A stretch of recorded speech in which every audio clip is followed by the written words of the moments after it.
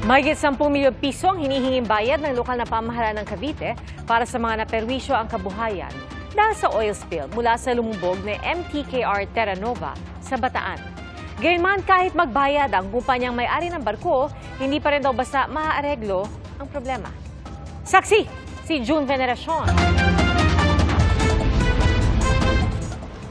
Hihinto muna sa negosyo ang tindahan ng tahong at talaba na pinagtatrabahuan ni Baby Lynn sa Cavite, kasunod ng oil spill dahil sa MTKR Terra Nova. Sobrang po siya tumal, hindi katulad po talaga dati. Halos wala pong bumibili. Kaya magandang balita para sa kanya ang hinihiling ng lokal na pamahalaan ng Cavite na mahigit 10 milyong pisong bayad kada araw para sa mga taga-Caviteng naapektuhan ng kabuhayan. Batayan sa arawang kita na tig 350 pesos para sa 31,000 Caviteño na umaasa sa huli mula sa dagat.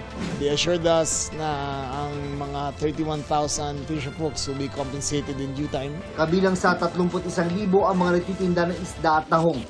Tinatayang aabuti ng halos 3 buwan bago magsimula ang pamimigay ng cash assistance dahil sa isasagawang validation.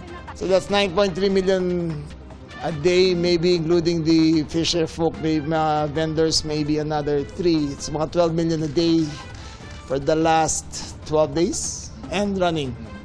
Git ng Cavite LGU, walang areglohan kahit pa nakapulong na ng gobernador ang mga kinatawan ng MTKR Terra Nova at International Oil Pollution Compensation Fund. Kung merong pananagutan na kriminal sa nangyari sa Terra Nova, ay mananagot sila. Iniimbestigahan din kung sangkot nga sa paihi ang MTKR Terra Nova dahil sa report na may katabi itong isa pang barko habang matagal na nakahinto sa dagat ng Bataan. Ito yung paihi po kasi, yun yung